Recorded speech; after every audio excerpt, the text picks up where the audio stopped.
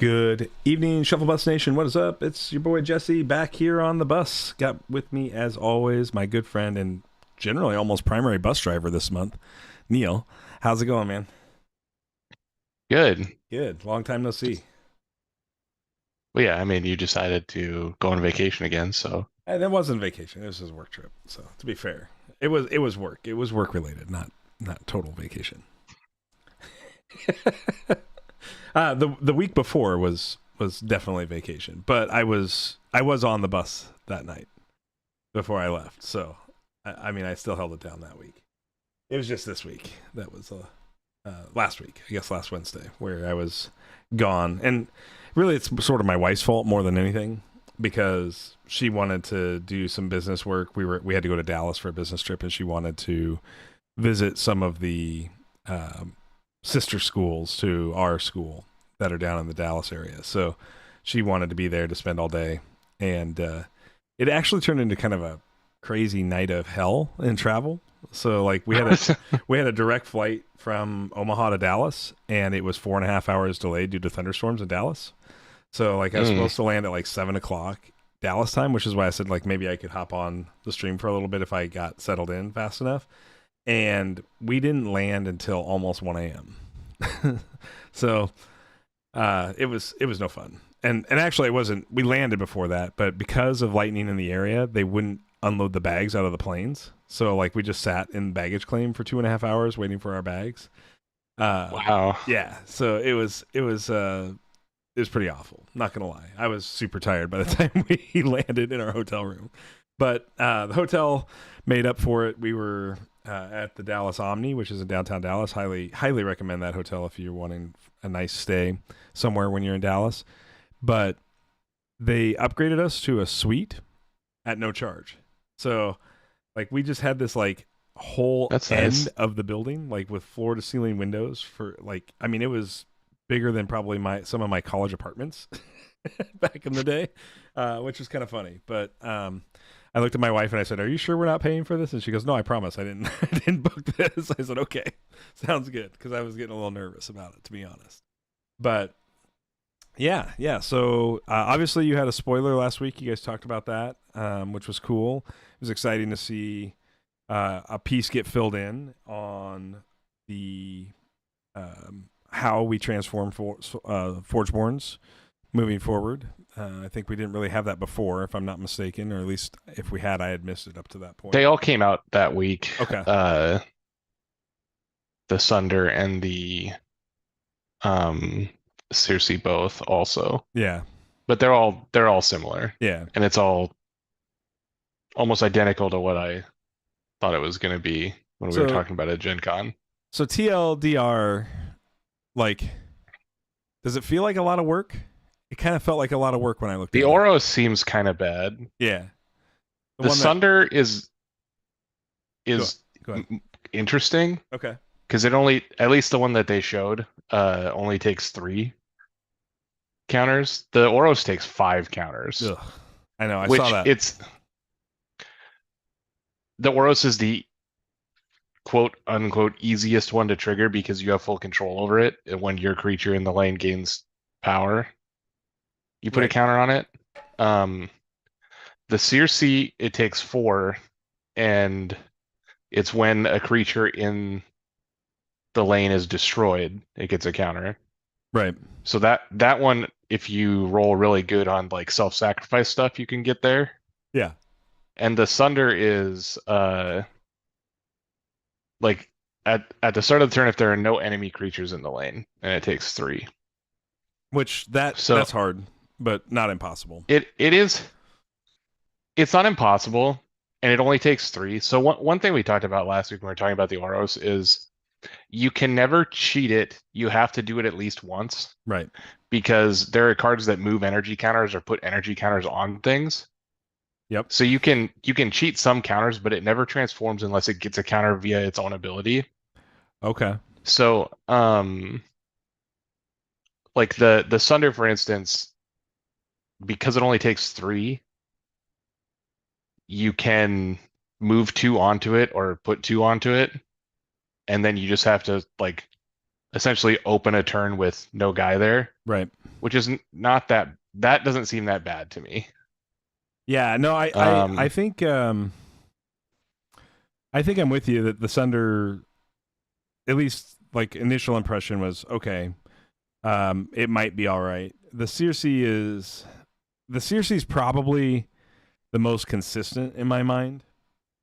Um, but it takes another step, and so that potentially hurts its consistency. But the Oros, like when I looked at the Oros, I was like, huh, right. yeah, I think the Oros is kind of the worst one. Just and it's simply because of the sheer number of counters it takes. right, Um, because again, I think that I guess getting a creature killed in the lane is pretty easy. So like the Circe one is pretty easy. The Oros one is like you could potentially do it all at once. right, Like it triggers more than once a turn, and so does the Circe one, but the Circe one is limited to you know, I mean, I guess you could do it all at one turn if you like played a guy there, killed it, played a guy there, killed it, and then the creatures traded in combat or right, something. right, right, Um, but the obviously the Sunder you can never do in one turn without outside energy right.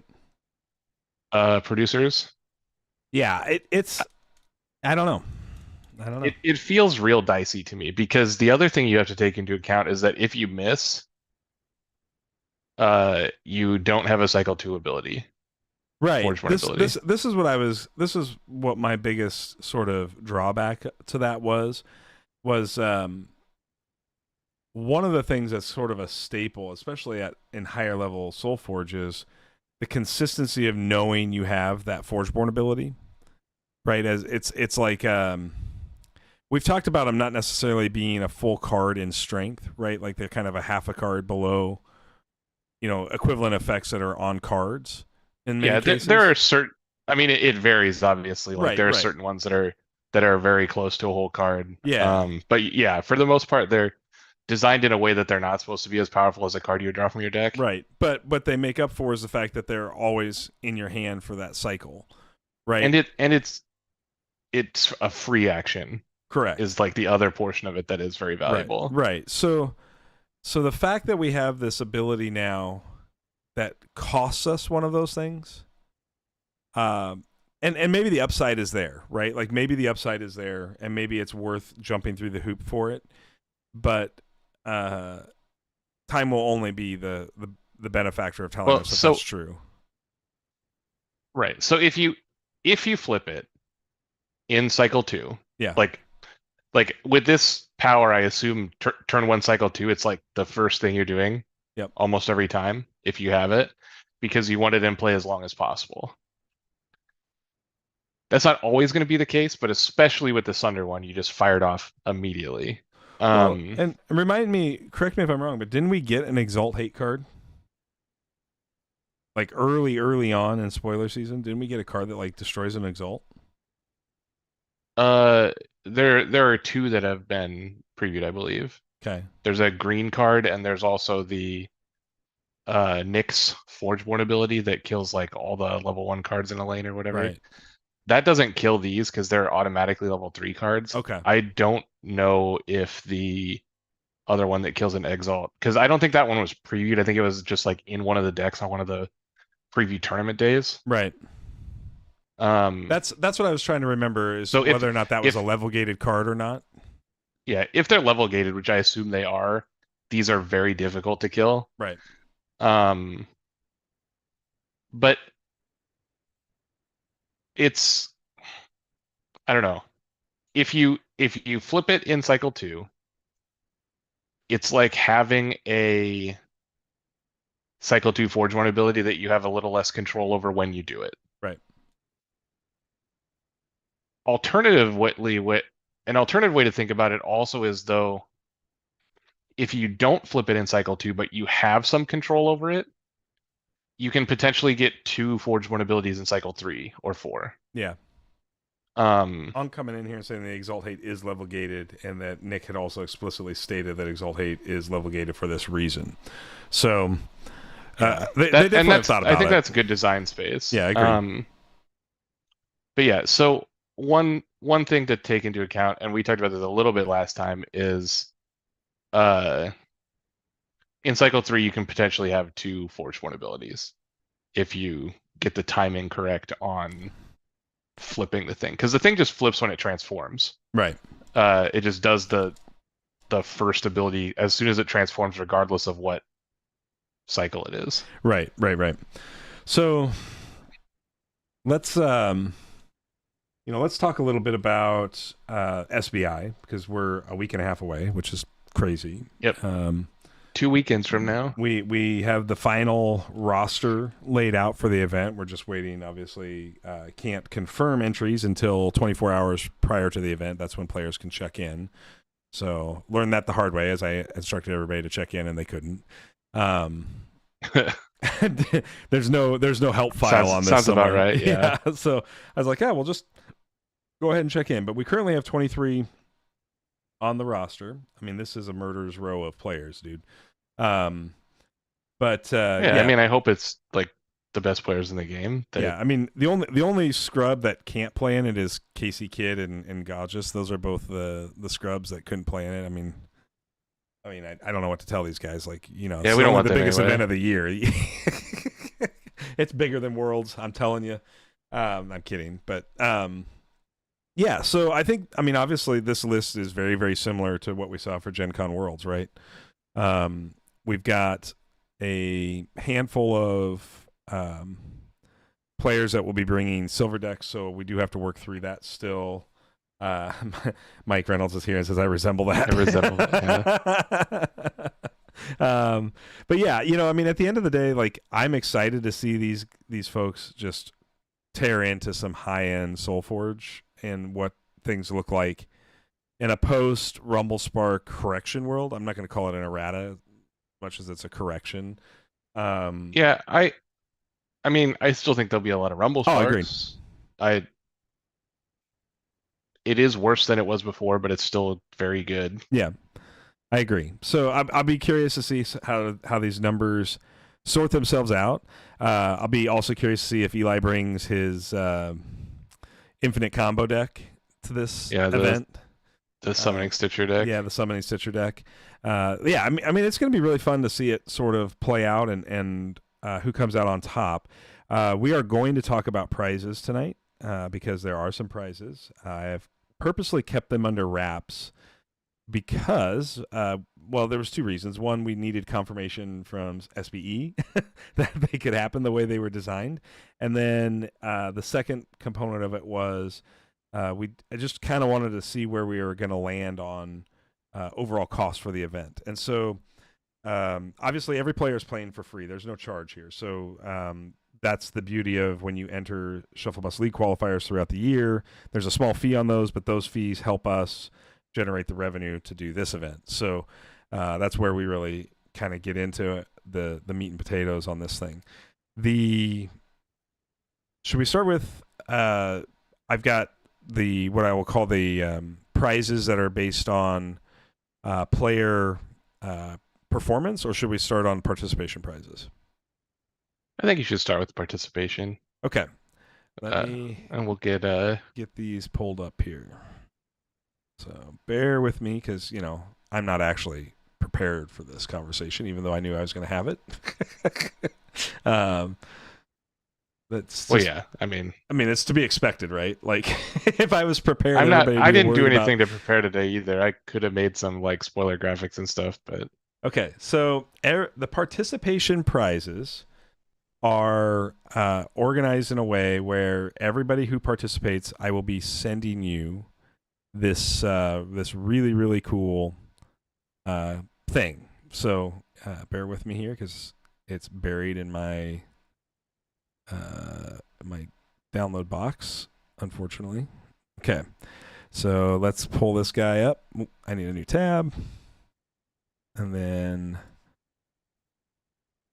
go. Okay.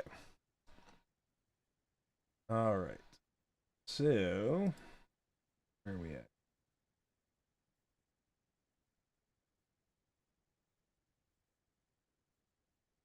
Cool. I swear things just move all the time on me, dude. You ever notice that? Like, do things move in your OBS or feel like they move in your OBS at times? I think OBS does just whatever OBS does Yeah, it feels that way, right? whenever OBS wants to do Yeah, it. yeah. That's It's for real. I'm like looking for uh these scenes that I've used with you basically since we've started the stream, and they're like not in the place they're always at. All right. So here we go, everybody. Welcome to the SBI Participation Prize. We have our very own Forge card, uh, courtesy of Alex for the frame design that you see on the back here. I think it's really cool and different. It's kind of a exciting look to that, and at the end of it, we've got this really awesome forge that is sort of surrounded in a purple haze to represent the Necreum control over the forge coming in to SBI. So we tried to play off of that. Mike Reynolds says, "Holy crap, that's legit." I love that reaction. Thanks, Mike. I appreciate it. Yeah, so we will be sending these out to every participant. So if you show up and play in even one match that day, I will send it to you. I hope you stay for the whole tournament because there's other cool stuff in store here. But I did want to let everybody know that this is there for everybody. So. Yeah, we're getting the hell out, Sam. We're not staying anywhere near this thing. So yeah, it's got a little bit of a watermark bus logo on it. But yeah, at the end of the day, this is our take on Solforge's Forge, and I'm excited to be putting this out to share with you all. Obviously, we have a back version of it as well. It's the same, other than just traditional. Of course, I'm breaking everything now, except that it's black and white. So yeah. So anyways, yeah. So that's our participation prize. Everybody who shows up gets this thing. So no worries about that. Let's go ahead and go to our top 8 prize. So if you place in the top 8, then we will be supplying you with a certain quantity of these. I don't know how many we're going to get, so I apologize for not having specifics on the number. I'm hoping that I can get you a complete 5 of these, so that you could have 5 of these in your game at any one time. But I'm not sure if I'm going to get enough of those. So if I get 40 of them, then I will distribute them this way. If I don't, then it'll be some number based on the amount that SBE sends to us. But I'm pretty excited about this one. Neil, are you excited about this one? well, I mean, I already know what it is, so All right, so yes, but it's not. It we doesn't have created an SBI exclusive minion card in the Wisp and the Oak Father, because you know how much I love Oak Daddies. So I'm showing you the Wisp here first. I want everybody to get a chance to soak that in. Super excited about this art. I think it's really cool and very much in line with what we want Solforge to represent and look like. If Solforge was our game, this is the kind of way we would represent it. I know we have different styles of minions out there, but obviously I'm pretty proud of this one, and I think it's right up there with some of the best. And obviously SBI or SBE has been awesome in that they let us put our logo down in the text box. So I'm really excited to see that show up on an official card for this event. So that's the Wisp, and we've got obviously the Oak Daddy to show you as well. And there's our Oak Father. So again, just really super cool visual image here. I think it's right up the lines of like what I would call a Dark Forge drained Oak Daddy. Neil, that was kind of the inspiration. I mean, I've been playing a lot of Dark Forge Drain with Oak Father as the benefactor of that. I mean, it's been basically my tournament deck for the last 3 tournaments I've played in, and I really wanted to carry that into the SBI. Mike Reynolds says, I like the style more than the cartoony stuff. I appreciate that, Mike. Thank you. I mean, obviously styles are are everybody's personal preference. So this is just mine mostly. Obviously, I share it with Neil and I say I hope you like this. And I got the thumbs up of approval obviously before we went down this road. But Eli says that's one beefy daddy. Yes, it is. He's been to the gym. He lifts, bro. He's a lifter. But yeah. So those are going to go to our top 8 in some quantity. Again, I don't know what that number will look like. It'll be Forge World Finishing School says, "Whoa, who's this Oak Daddy?" Ryan, this is for the top 8 at SBI. They get to take these home. I'm going to be sending these cards out to everybody who top 8's SBI. So you really should call in sick. I'm telling you. I've been trying to tell him he's got to call in sick and participate. But yeah, so that is going to be the prize structure for SBI. But I will tell you that there's a little bit more to it than that. First place, no extra cards here, but first place will be receiving 4 first edition booster boxes, and second place will be receiving 2. So 6 booster boxes in total, 4 to the first place finisher and 2 to the second place finisher. And again, this comes on the back of, this is why we charge for our tournaments throughout the year. Yeah, Eli saying do it, skip work. Ryan's lame. Yeah. Ryan is redacting messages and then reposting them, so I don't know what's going on over here, but yeah, I mean, we're excited. Obviously, this is what we're hoping to continue down a path of doing in the next year. It would be for Alpha. I'm not sure if I know that, Eli. It's first edition. I mean, it's not Kickstarter edition, but it's I guess it'd be Alpha edition, right? Yeah. So it will be 4 booster kits of first edition, and then 2 for the second place finisher. Hopefully that's where we're at. I'd love to see that go bigger, but it just depends on how much participation we get in the qualifiers throughout the year. So know that more is coming down the road. We're going to be doing a lot of stuff in the new season of Solforge once we're starting down the path of new products and stuff like that, essentially set 3 when it starts to drop. Look for us to do, it's alpha set, not White Fang Pass, correct. So it's all alpha set stuff. So I'm excited to get that distributed out to you all, and for everybody that's participating to have a shot at that. We traditionally always have a participation prize, and we traditionally do mainly participation like grand prizes where we just do a drawing, but we feel like an event like SBI, we really wanted to ensure that our player base had an incentive to really bring something spicy.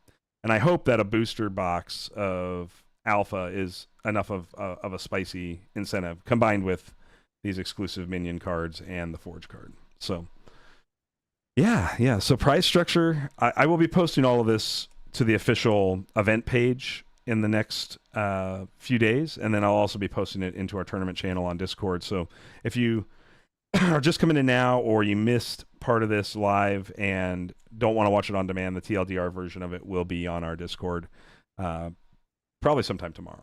So that's pretty much everything. I don't know, Neil. Do you have any thoughts on it? Like, do you think these things are juicy enough? Do you think we needed to step it up more? I mean, they clearly weren't good enough for Ryan. Oh, yeah. Well, you got to look at the source there. You got to consider the source. I'm kidding. I mean, I hope people are excited about it. I would have liked to have done more, but again, it has to do with the year-long right. Yep. participation, which was still great. Like Eli says he's hooked. I'm good. I'm glad, Eli. I'm so happy. We had great participation throughout the year. Obviously, as the season went on and got deeper, Mike saying, considering it's free, I can't see anyone complaining. Well, it's kind of free. Like you've paid ticket entry into our events this year, Mike. So it's not completely free, but But Eli said Ryan stood up Worlds and was still there. Brandon saying, "Don't listen to Ryan. The art on these cards is awesome. I'm jacked." Ryan says, "To be fair, I dropped before prize structure. You guys know I would participate if I could. I'm super sad I cannot." Yeah, I know, Ryan. I just like giving you a hard time. I'm glad I that don't believe him. I know I don't either. I think he's one of these guys that like you know the guy that says like, "Hey, you want to come to this thing?" And he says, "Yeah, sure, maybe." I think that's Ryan, the "yeah, sure, maybe" guy. um, Ryan says you guys always put on amazing events, stocked full of serious competition. Thank you, appreciate that. I'm excited to carry that into next year. I've got even bigger news to share with you all, but we can't do it yet. So it's coming, and know that while we're celebrating 2 sets of Solforge Fusion in this SBI, I'm really excited for what next year has to bring and what we can offer and bring to the table, and how SBE's been willing to work with us in that process. So expect more great things. There will eventually be a whole minion set. I can tell you that for Solforge, and who knows? Maybe we'll have some fun and make our own version of cards like Thundersoar. Even though we're not gonna steal Ryan's thunder on the Thundersoar side. Maybe I'll make my own version of Digitize, Ryan, just for you. Got him. I had to, man. I had to do it. So, yeah, I mean, obviously, like, we expect. So, like, when we did this year, we knew that a lot of the community didn't really know what we're about and how we do things. And so, obviously, there was a lot of faith from you all and trust from you all to jump in and do SB events, shuttle bus events without really knowing if there was any payoff at the end.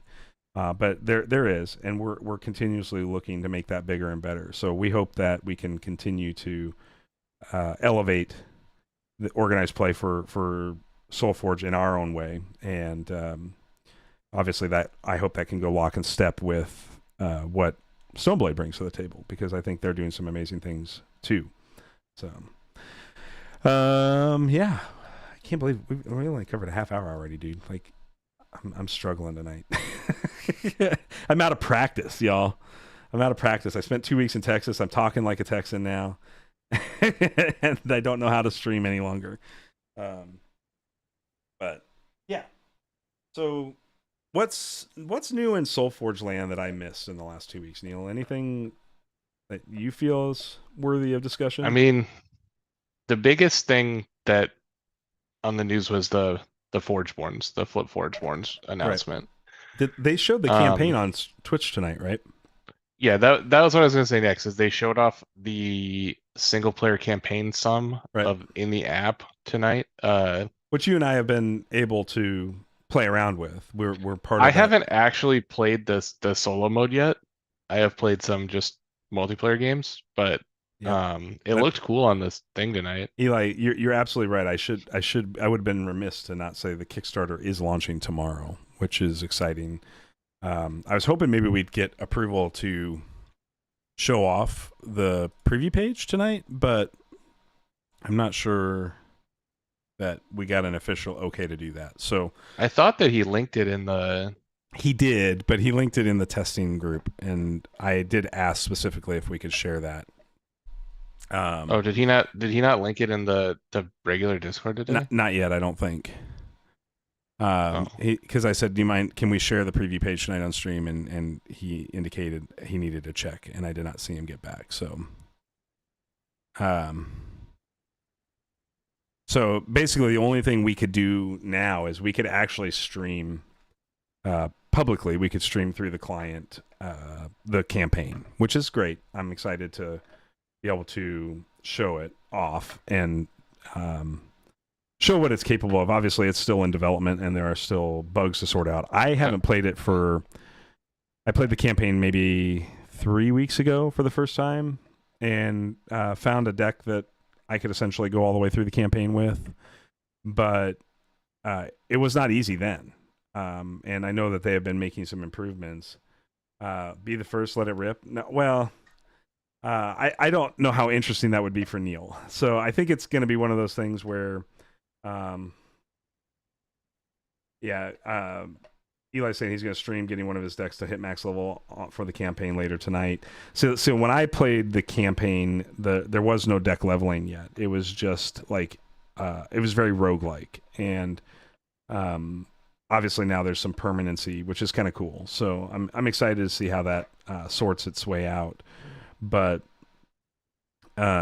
yeah, I mean, I think obviously the testing of the app has for me has been mostly a solo endeavor just because I'm on at strange times and there doesn't seem to be a lot of people around, and um so it makes it where I'm kind of just playing either the AI or playing the campaign. And obviously they were doing a bunch of updates to the campaign, so I kind of let that simmer for the last few weeks and haven't participated in it. But I will say it was really cool and it was really fun and very unique. Yeah, and the roguelike approach, or the Slay the Spire type approach, as Mike is calling it here, I think is kind of an added value that makes it interesting and different, and much more than what I thought it was going to be. And I think that's and I'm saying that in a very positive way. I think it's really cool. So, but you haven't participated in the campaign yet, Neil, have you? I Is have that not played any of the campaign, no. okay? So have you been just mainly testing against the AI, or have you been playing other I played players? some games with AI. I played some games with Lucas. Okay. Uh, Well, you played on stream with Lucas one night too, right? and yeah, and I played on stream one time. Um, I mean, the polish on the um, app is really solid for this stage in development, where we're still 6 months from a release date. I'm pleasantly surprised with where it's at. It still has issues, of course, like any software, but it really does make Solforge very accessible, and I think that's a huge win. yeah, I mean, the game would not be where it was without uh Tabletop Simulator, Right. but Tabletop Simulator only goes so far. Yep. Like, it's the same thing we saw with Ashes, having the techie interface, which isn't even as nice as the Solforge app is. It really makes the game very easy and accessible, Mm-hmm. and like just the machine doing the fiddly stuff for you is so big. Yeah, it is. The upgrading, the moving of the statistics around, all of that stuff, right? Like it just makes a Yeah. big difference. It makes the gameplay experience super smooth and super intuitive, and the stack management inside the app is very strong. You know, I'm really impressed with it overall. There's obviously bugs that exist, but they're they're not the they're not the majority. In fact, Well, I I mean haven't that's why we're right. testing it, right? Yeah, Like, yeah. Well, and the thing is like I don't have any of the like the really wacky decks that like try to break the way the game functions. Like I just don't have those kinds of decks in my collection. So I've been playing a lot more of what I would call a fairer version of Solforge. Like I don't have like looping stitchers and all kinds of stuff, right? Like I just don't.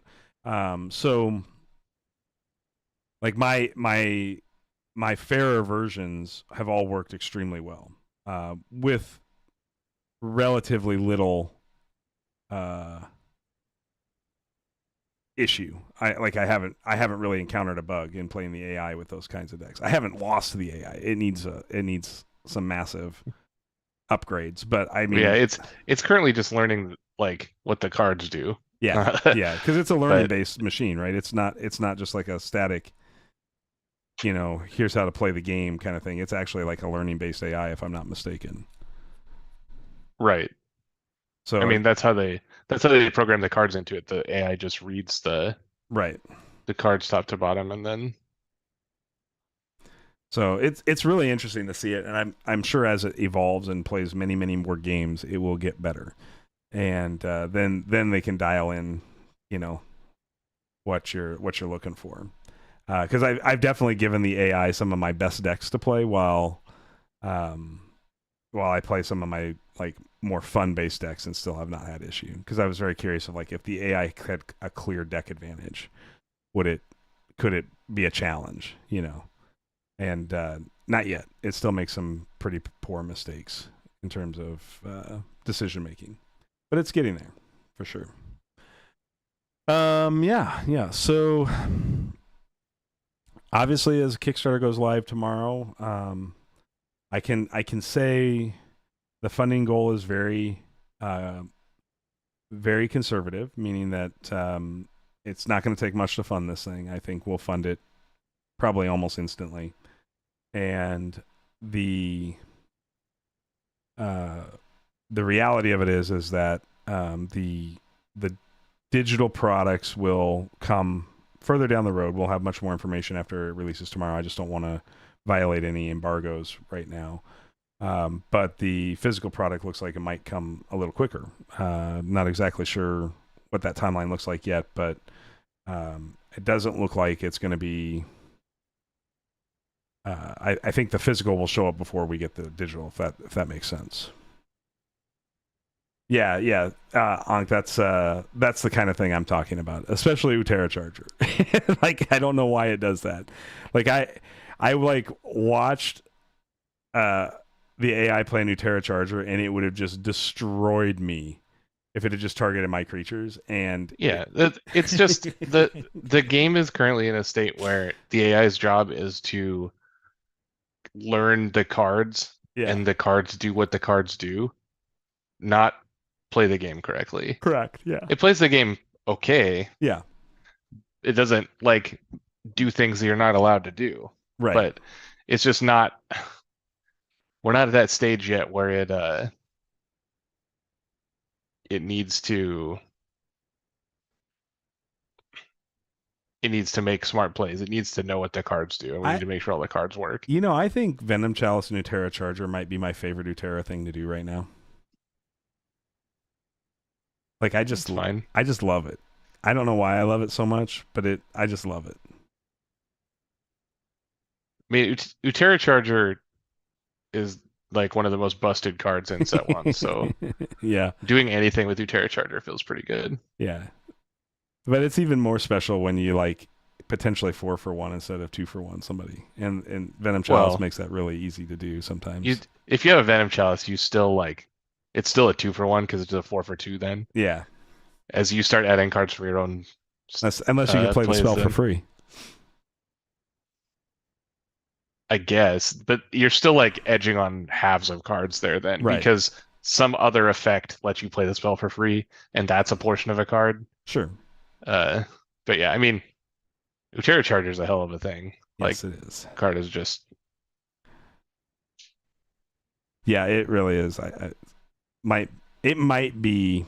I mean, there are some really solid front runner cards in Utera in general, but Charger might be. I mean, it might be my number one card, man. That's a hot take, but it might be my number one card out of Utera for sure. I think there are very strong cards in general in that faction, though. I mean, it's not Krogius, unfortunately, Yeah. but of cards that are like fair and supposed to be the way that they are, it's Are you saying Krogius is broken, Neil? yeah. I mean, I don't know I don't know how to answer that. You like point an accusatory finger at me, and I'm like, I don't. Is this a bad take? Yeah. It's really nice when you have a Stitcher in the Atera half. Yeah, for sure, Eli. Yeah, no doubt. I mean, Stitcher's just might be the most busted card in Solforge. Stitcher breaks the most rules in Solforge, I think. Yeah, yeah, for sure. Uh, Stitcher's insane, and it's fun to play, for sure. it probably is the literal number one best card in the game. Um, Carl says Utera Charger with Guardian's Wall is another favorite for me. Yeah, I mean, I think any of those exalts that buff have a lot of value. the the actual best thing was the stupid like storyline Oh purple buff in yeah, that in round 2 of Worlds. for sure. That was like when your thing, the first thing that dies reanimates. Yeah, So you just like machine gun down their entire team with your with your Terra Charger, regardless how big they were. You right. wanted it to get killed back. Like it was Yeah. just Yep. absolutely stupid. No, I think that I think that'd be a fun show to do sometime, Neil, where we just kind of like break down our top 5 favorite cards by faction. This might be really long.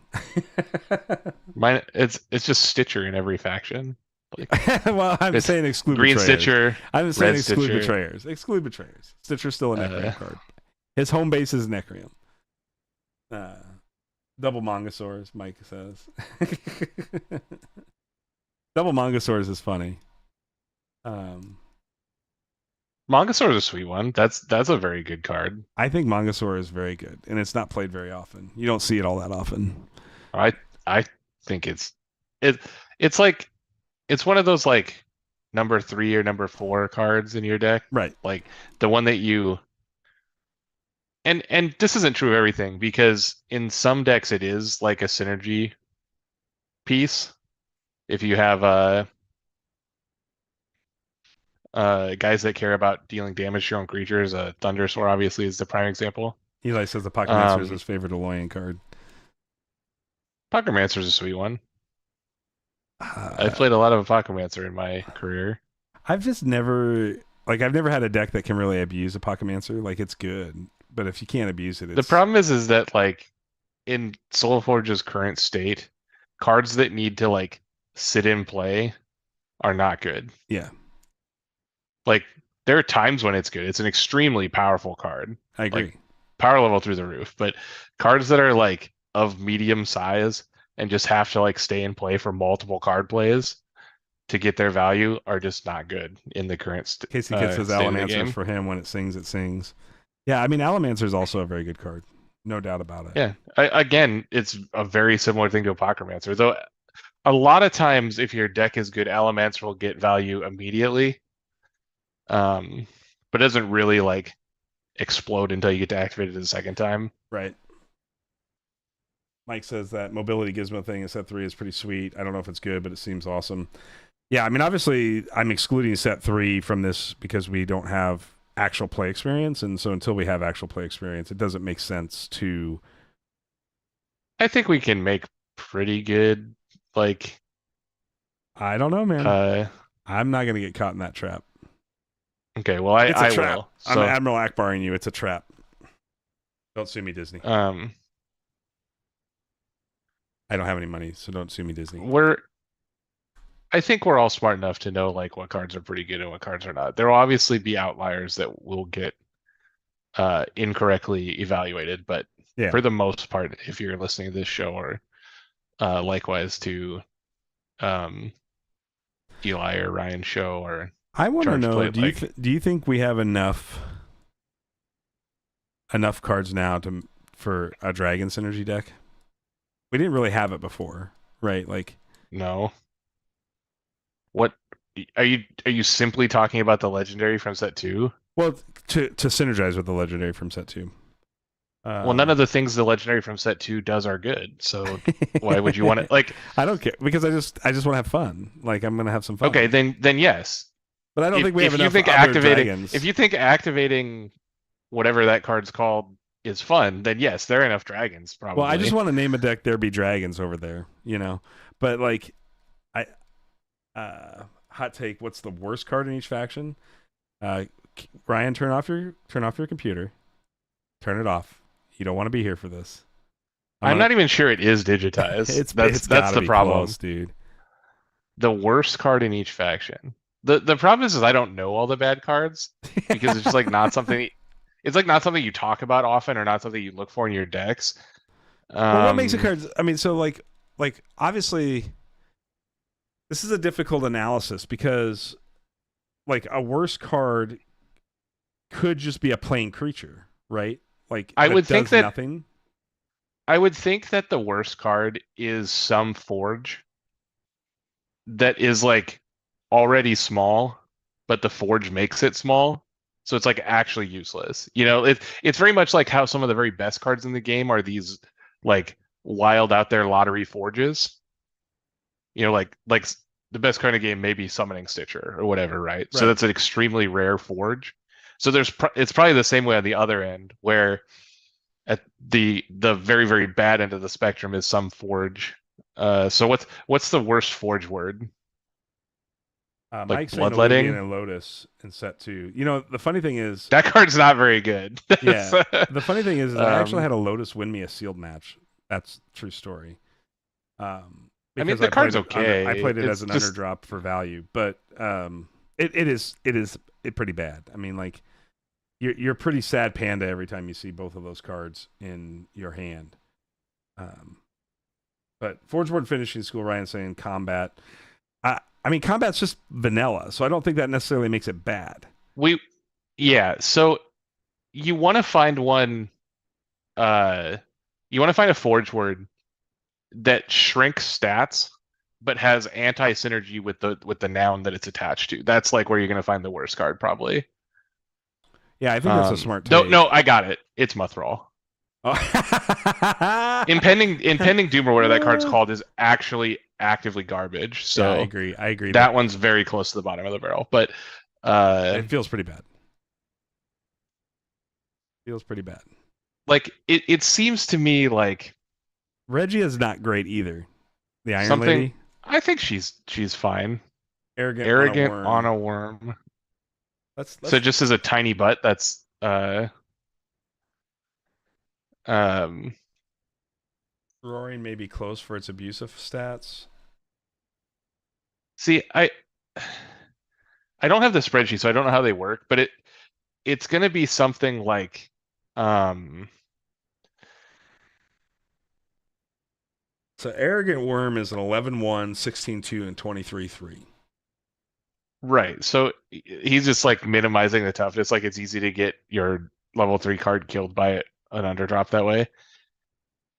Glorf Glob. Mike Reynolds saying Glorf Glob. That card can be bad. I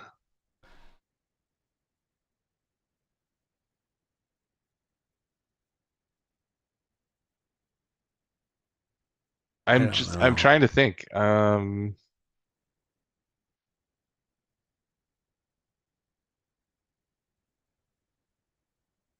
Like what kind of stats does like the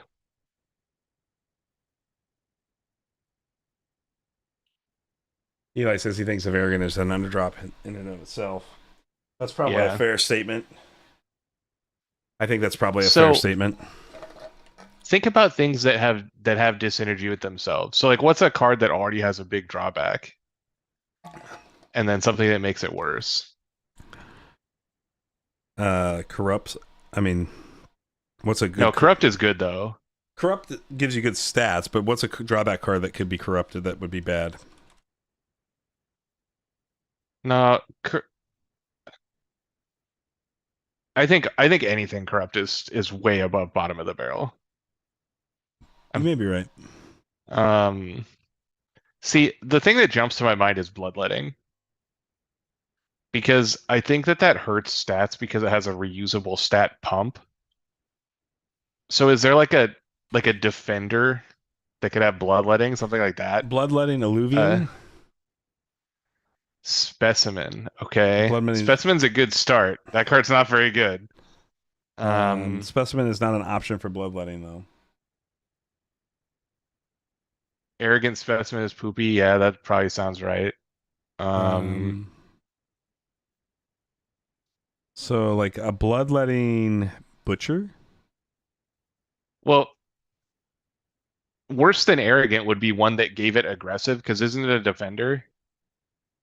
Because if you have a card that is a defender that's the noun and then a thing that gives it aggressive, the aggressive is essentially wasted stats Right. because it can't get the um Arrogant specimen is what everybody's talking about here.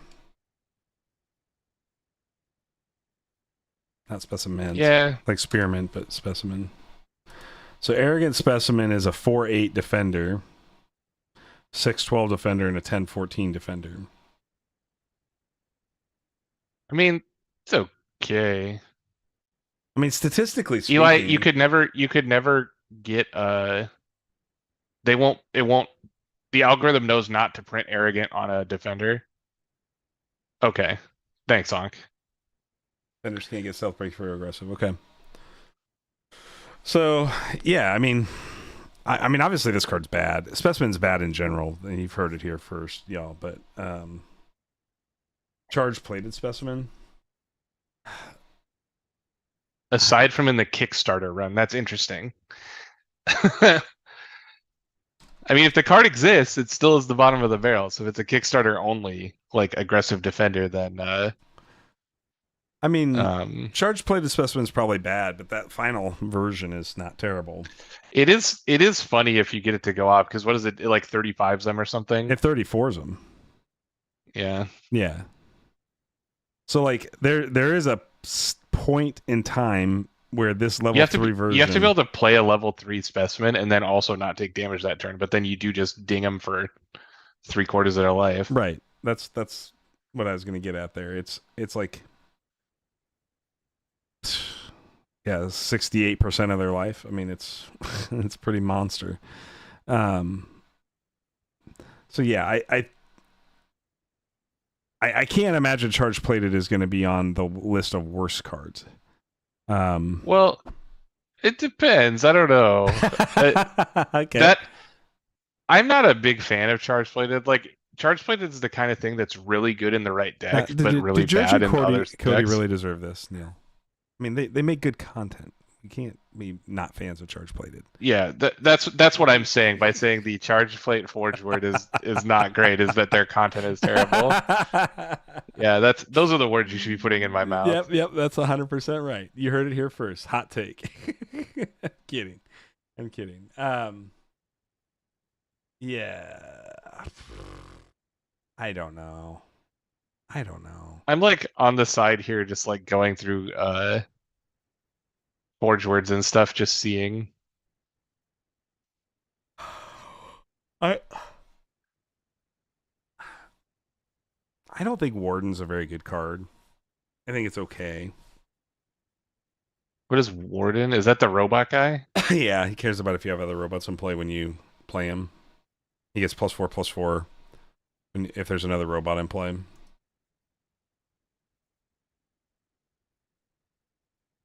There's probably what's the one that'll let you play a Gizmo with him though? With there isn't one. There's You're talking. There's okay. only summoning and mystical, so you can make a wisp or a. So let me ask the question: Mechanizing Warden. It has text on it that says your other creatures are also robots. So does that text trigger before you can choose to do the deploy ability? So Mechanizing Warden would guarantee you. Yeah, because the your things are is like always on.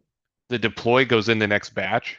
So the your guys are all robots is not a batchable effect. It just is. Yeah. So it is, then the batch resolves. Okay. Everybody's saying yes too. So yes. Yeah.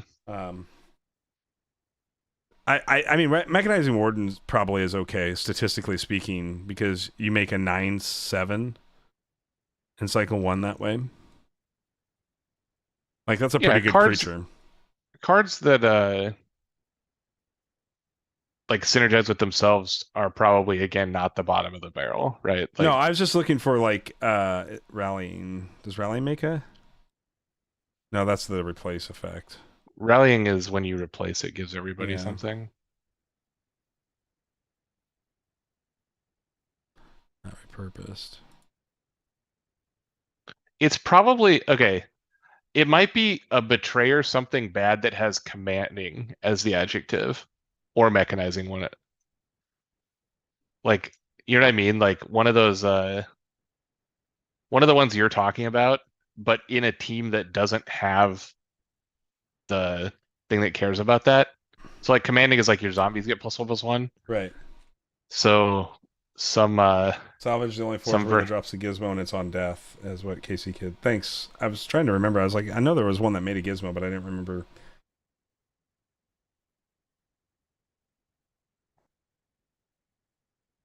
Mike saying he wishes that it applied to scrap bot in the banished pile. Mike says zombifying. I think zombifying's an okay. Well, it only matters when it matters, right? Like that's Yeah. the trick.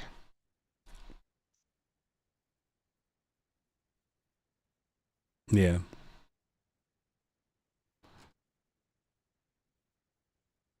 I don't And know. it's possible that it's a card that is not a forge. It feels like if you can find some super sick, like awesome forges, you should be able to find some really poo ones. The ones that are going to end up in the porta potty. Yeah. uh, I hate when Eli says he hates zombifying when it's printed in a deck with 0 zombie synergy. Right. That's the kind of thing like Ryan said, I initially that thought the probably spirit would. modifier of set 3 would be bad, but with all the spirit synergies left and right, maybe I'm wrong. Yeah, I mean, I think I think there's a lot of buy-in on spirit in this next set, so we'll see. We'll see whether or not that payoff is there. Yeah, I think he's talking specifically about the forge word, that all it does is give uh spirit. So I gotta ask, like, y'all are just sending like bad cards that are all in Aloyan. Is there any in the other factions? It's a good place to start. Fair, fair. So Stout Scavenger's a 1/8, 317, and a 1022. The 1/8's bad, and the 317's not great either. But haunting? I don't even know what haunting does. What's haunting do? Haunting is the make it a spirit, I think. Oh, Like literally it's it's just the new, blank, but it's it the gets new, spirit no, the added new, to yeah, the. yeah, got it. I was like, what am I missing? I don't remember that forge word. So much like we were talking about the defenders getting aggressive, can you get rooted or protective on an aggressive creature? I bet not. I would assume that it goes the other way too, but Mike says he's found Cacklebones to be kind of poopy. Yeah, I don't think Cacklebones is very good, although I did see Trey leverage a Cacklebones deck with some synergies pretty well. So yeah, that card is very reliant upon the remainder of your pile you get with it. Yeah, so I think Cacklebones can't be the worst card because I think there are some corner cases where it can be pretty solid. But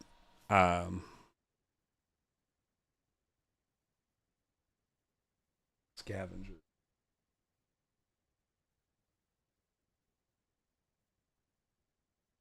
Long saying combat is just fine. Yeah, I agree. I think combat is fine. Yeah, I mean, Scavenger's okay. I mean, it's okay in any given circumstance, but not great. Is there one that only does damage to your creatures? Like I know there's like one that does when it comes in you deal damage to all creatures. I don't know. Isn't that Furious? I don't know. Oh, Furious is like you tap it to deal damage to itself. Um, But it gives a plus, I guess. It gives a plus attack. Okay. right. Quaking. That's the one we're looking at. And that only hits yours. Yeah, 2 damage to all of your other. So this gives stats, but makes it. Yeah, because you get a 6/6. And it's Like always only 2. Yeah, that one's probably fine on some things. Like that wouldn't be bad. Reckless is a 1 target. Reckless always feels a little bad. Reckless makes the thing big though, also, right? It's like Yeah, like so. Reckless and Adept is an breakthrough. 8/3 and has breakthrough, but you have to deal 3 damage to a creature when when it comes into play. Mike says Quaking is lit with Shardback and Thundersword. Yeah, I mean, I would see that as being true. I mean, it's probably very unlikely we're going to find a card besides Muthral that actually does nothing. And is actively bad. Like everything's gonna have corner cases where it's good. We just want like what's the worst card in the game. Right. Uh, and I'm not sure because I don't know Uh, what. Yeah, I don't have the knowledge of the card pool to know like all the bad cards because you also have to know the bad forges and the like weird specific forges. right. Right. Right. Because there's currently no creature that like it's like so big that it has uh some terrible drawback like it deals damage to you equal to its power when it comes into play. Why do we hate Mothral so much? Well, one because it's bad, and two because I opened 6 displays of White Fang Pass and I got 4 Mothrals. 10,000 Muthralls. Neil has 10,000 Muthralls in his collection. And it's Chanting bad. Like it's the it's bad. Abyss. So. Like, so the chanting spell itself is okay, right? No, it's not. Why? What is it to give? +5 health? +5, +10, +15. But only health. Right? Yeah, Like just health. Just health. But I mean, health is the most important stat.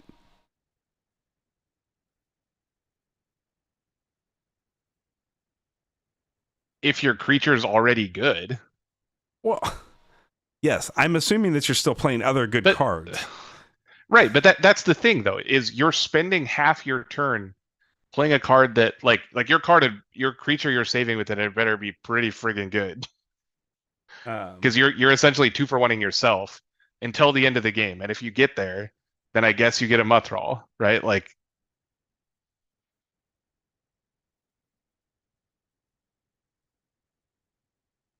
it's not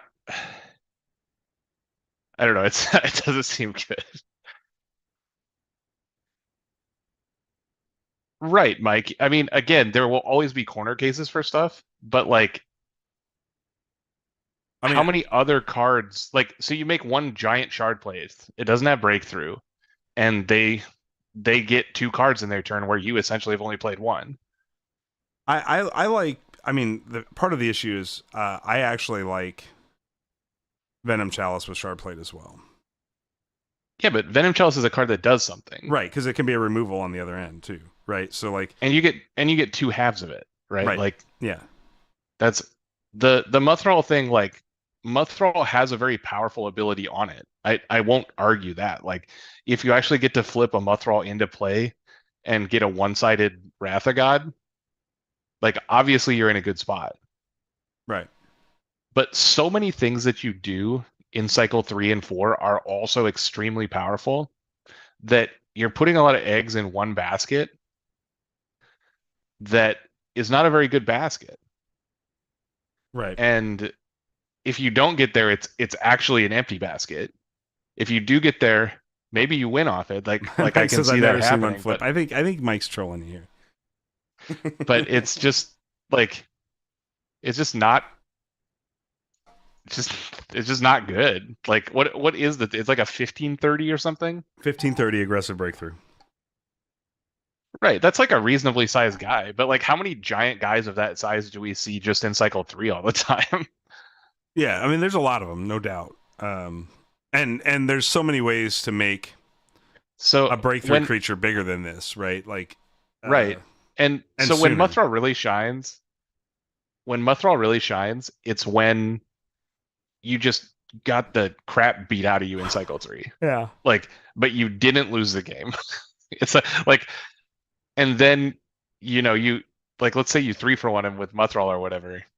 Like, do you win from there? Yeah, it's hard to We say. don't know. Like you're in a good position, but Yeah. it's I don't. And it takes the slot of a very important card in all the decks that it's in because you can't get another Soulbind in that deck Right. when the RNG rolls. So I mean, And some of the Soulbinds are crappers too, but like the fact that it's in the same slot in 10 as Rumble Spark or like Mad Lab, like 2 of the very best cards in the set that you can't roll elsewise. just feels bad. Well, I mean, let's be honest. Like Regia is not good. I mean, it's She's terrible. not she's not bad, but she's not good. Yeah, it's not good. I mean, it has essentially Muthral ability, right? Like when you play a creature in this lane, give it +5 Yeah, but health. it comes with a body that like battles during the portion of the game that you're actually playing the game, Sure, which Mutthrall does not. right. But you have to get the Regia destroyed, right? You have to still get it destroyed, and it's kind of awkward as a 3/5, 7/5, and then 7/12. It's a little weird. It's not a great card. It's still better than Mutthrall because it enters the battlefield and deals damage to creatures slash players during the game. Sure, Like it has power and toughness, sure, which yeah. cannot be said of any of the other pieces of Mutthrall. True, true. Yeah, I don't know. Interesting, very very interesting. So, not sure if the fifth cycle tournament is going to fire or not tonight. Participation seems to be a little down. I think that that's been kind of true across the board on all events right now. Like we talk about this all the time, but we're really actually pretty far from any reasonable competitive event. Uh, like just standard constructed competitive event. Well, we Like got we have our SBI, tournament yeah, coming up, yeah, but I'm talking about like in the recent past. Like sure. fifth cycle has been firing some. I don't know what else has been going on. I know that they had, the set three sealed, which has kind of a different draw than um what we're talking about. Well, do we want to go ahead and show the campaign off then? If we're not going to get a tournament to fire, or do you want to Yeah, play that's a fine. match on the? And I'll just share my screen You, with you. you can fire up some campaign games. That's fine. I mean, do you want to Something good to show off. play? Yeah, I mean, I'm just trying to figure out what we're gonna do if this tournament's not gonna fire because they've only got 4 players right now, so it doesn't look like they're gonna get a draft to go with. They need 6, I think. They're trying to draft tonight.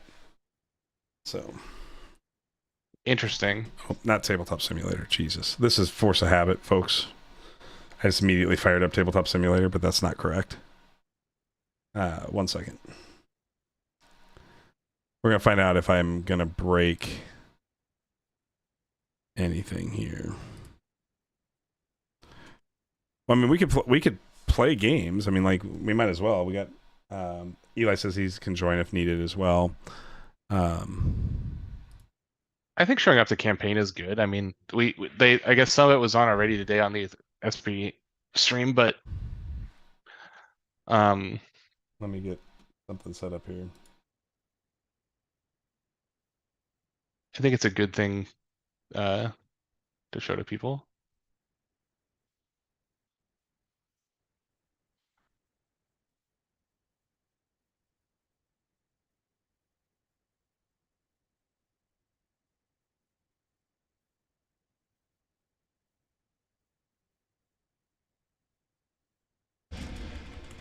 You can hear it in the background. Sorry, but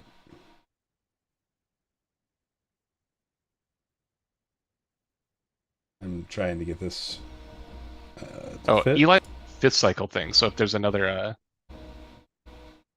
um if there's another player that wants to play, then they would fire the event. All right. So Mike says if a run with your best deck would be cool. Okay. That's 1 second here.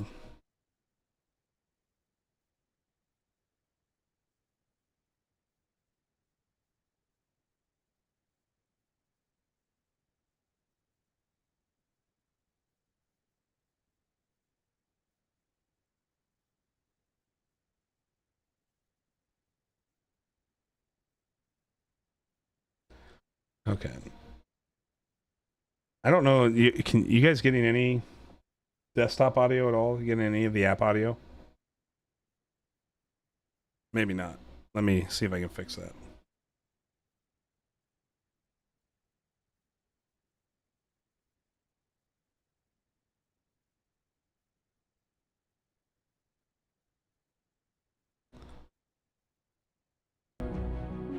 There we go.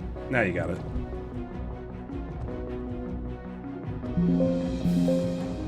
Don't want it too loud. I see levels now. Neil, I'm going to share my screen with you through Zoom. That way you can follow along here.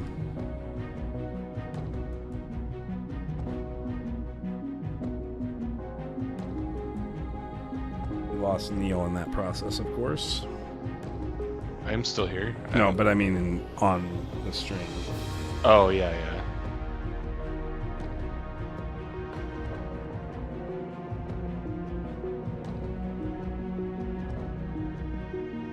One second.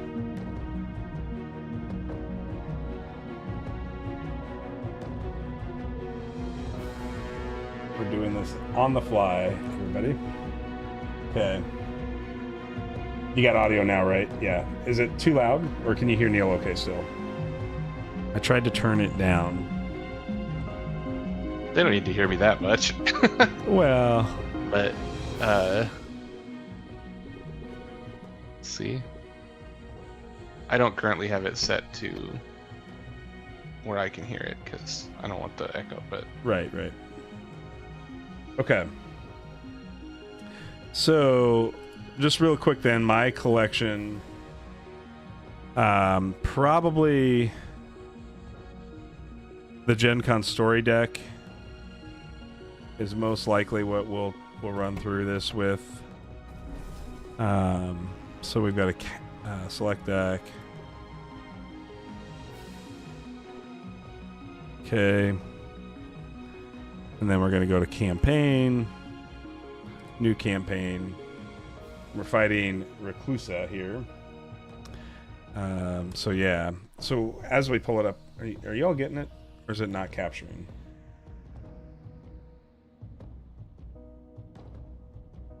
it looks okay on YouTube. You can see the campaign map right now. Well, there's a delay, so I can see like the Stoneblade Entertainment intro thing, but on YouTube. I don't think it's updating on my side. Yeah, it's showing Stoneblade Entertainment right now, right? Okay. Yeah. I don't know what it's doing.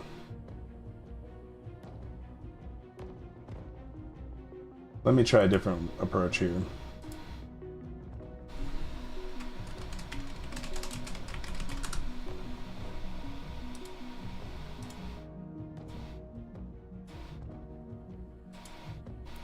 How about that? Y'all see it now?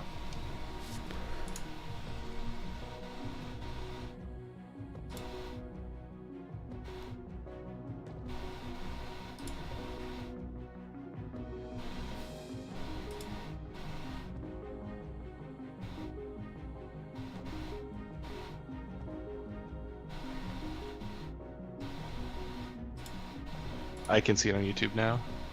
Okay.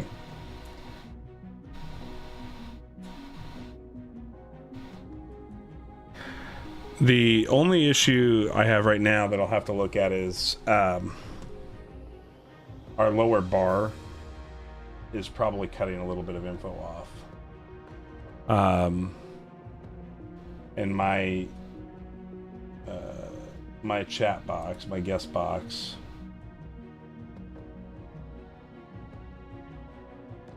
I think it'll be fine. yeah, it's kind of blocking parts of the screen that matter a little bit, but not the end of the world. So we can do it for tonight, and then I'll play around with getting the stream updated for this. Okay, so we've got some options. So we can claim an upgrade right away. This says at the end of each deck cycle, play a gizmo in each of your empty lanes. This is your 3 creatures have stealth, or each game give +5 on your first turn, +5 health on your first turn. I mean, the level 3 creatures having stealth is a big deal for this deck because we can Dark Forge drain them. But What's the other thing? It's gizmos? Gizmo in each of your empty lanes, which is also very good in this deck. That seems busted in every deck. Yep. So that was where I was going to start. Okay. So we now have Revenge of the Winter, The end of each deck cycle, play a gizmo in each of your empty lanes. So it's at the end of deck cycles. So it's not all the time, but it's there. It's still 3 times a game, probably, right? Right. We have a Sunder with ultimate symbol. At the start of each deck cycle, Sunder plays a Phantom, level 1 Lightning Spark, or Spirit Call, which Nova plays a Wisp in one of her empty lanes every turn. With a deck that is built around Darkforge Drain and like breaking through. You just probably don't care about the Wisp very much. Yeah, so that's where we're going to start. We're going to play the Nova first. That's the path of least resistance here. Oros. So she starts with a Wisp in play here. She gets a free 2/2. Hopefully. Yep. What's this? Shardplate Delver? Oh, I'm surprised he didn't replace that.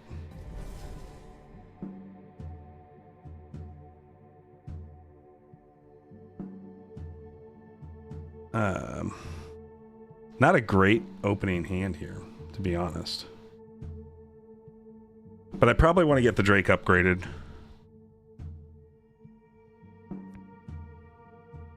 So we'll start there. Yeah, she just got minions galore here and making them big.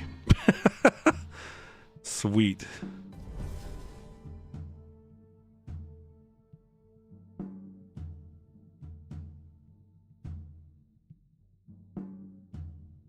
I guess we vermin it,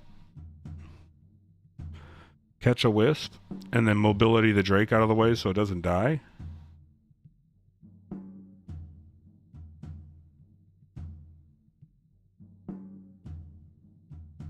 Maybe we don't care and we just let the Drake die to the Wisp.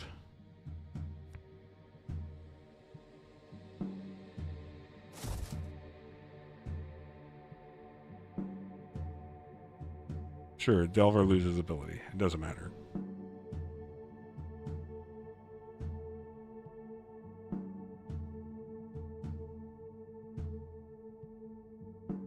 I think we're okay taking the damage here. I don't know. Maybe that's the wrong move, but...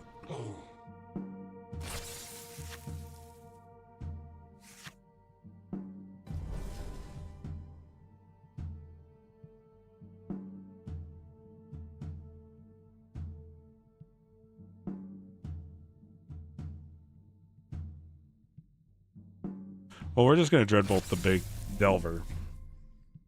For sure.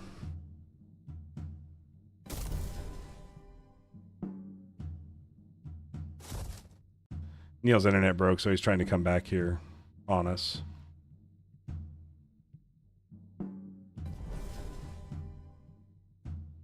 least we didn't get got by the big dude over here.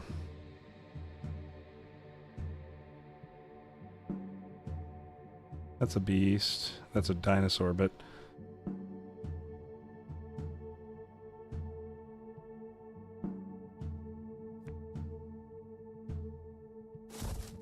Guess we'll play the Keeper. It's not my ideal play, to be really honest. The Necrovive's my real ideal play, because I just want to be on plan. Ugh. Just biologist galore here.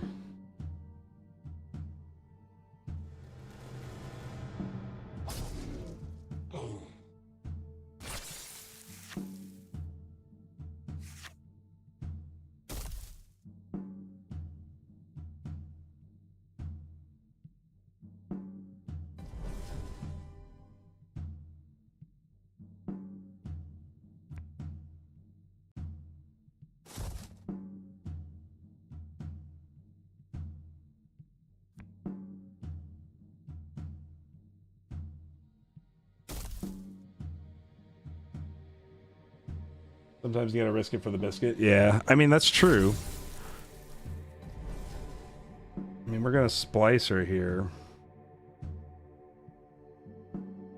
Maybe I don't. Maybe I just Spirit Leaves. But Splicer's so good in this deck.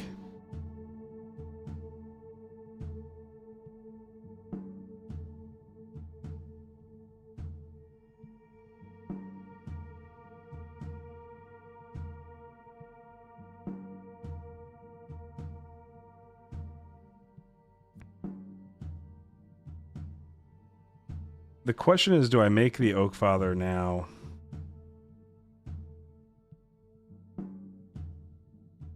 Oh yeah, no, there's no fairness, Carl. The PVE is not fair. So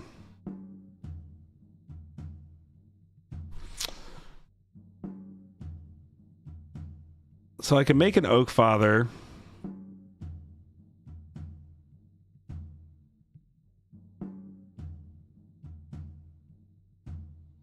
Let's do it.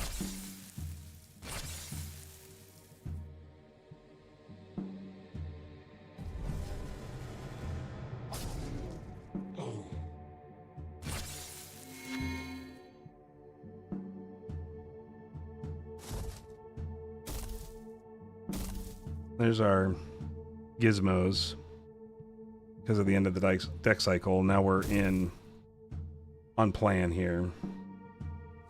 So discard pile. I can't see how many cards are in it. Oh, it's banish pile. So we only played one spell. That's not super great for us.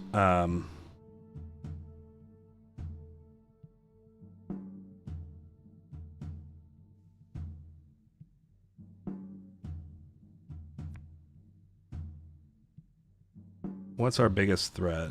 Probably the Camouflage Raptor.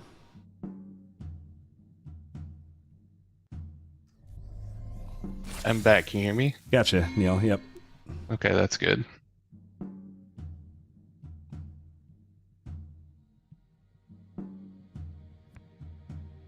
Let's go ahead and play a Wispy Boy out here as a 4/4.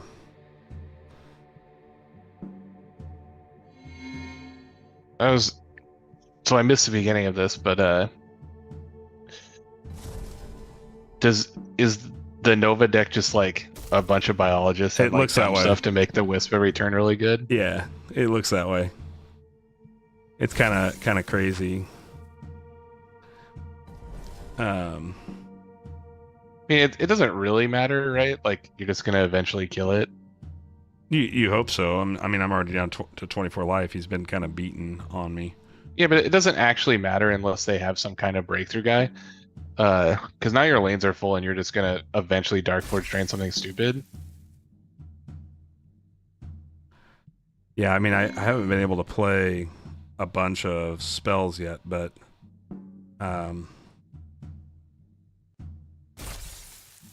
yeah, we're making big Oak Fathers. Also, on average, you're gonna make the same number of 2/2s as your opponent, right? Because they get one every turn, and you get like 2 or 3 every cycle. Right.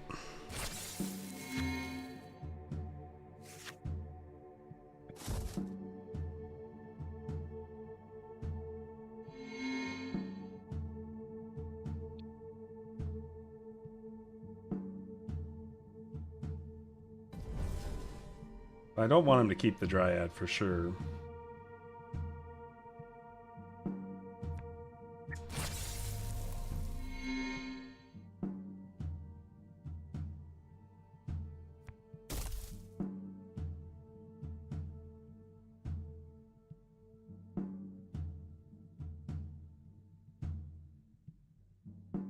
Re-Wisp with the Spring Dryad, yeah.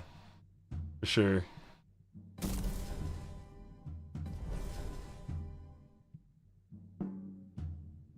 Is the thing at breakthrough? No, it has stealth. That's what the eyeball is on the dinosaur. So this is the ideal play because we get to make a card.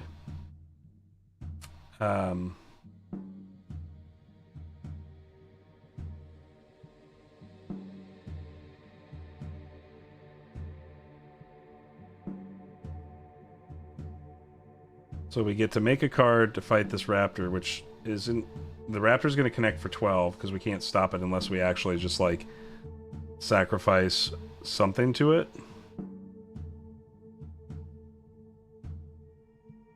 Because you're off Forge right now? Yeah. How does it indicate who's on Forge? It's the Forge card on the left side. Okay. Yeah. So I could do a Tormenting Apparition to destroy the Wisp that's in front of my Relentless Wanderers. Um, that keeps me playing minions to match his. I think I can potentially just win. Don't you just want to? Don't you just want to Vine Lash something? What am I gonna like Vine Lash with the though? the 12-4 like just to preserve your life total, and then like trade some goofy guys and eventually Dark Forge him out. Like just use like yeah, whatever. The 10-1. It puts a spell in your discard pile, it gains you 12 life, and yeah.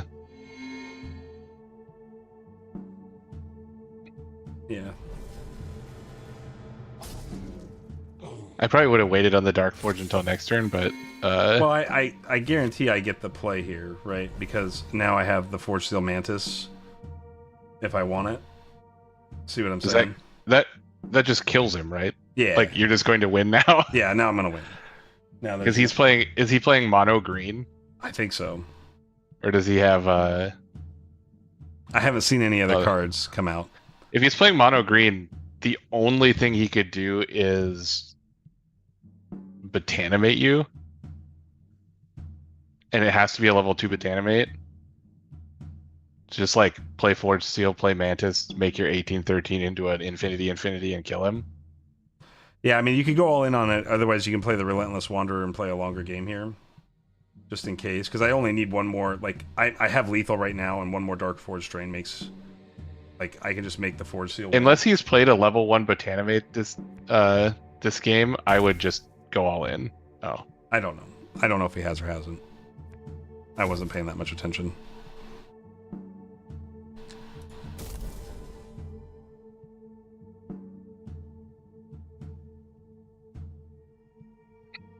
Because he definitely can't race you if you have an Infinity breakthrough guy.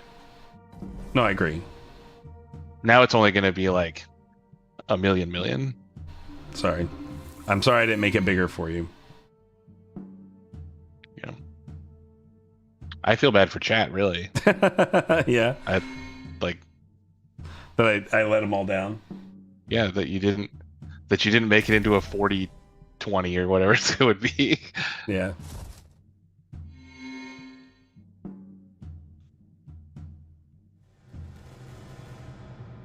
Oh, weird. He died by 1,000,000.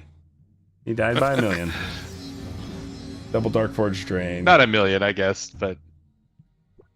So, yeah. So then we get XP rewards, which is new. Look, there was even a stat to keep track of how much damage you dealt. You would have been higher.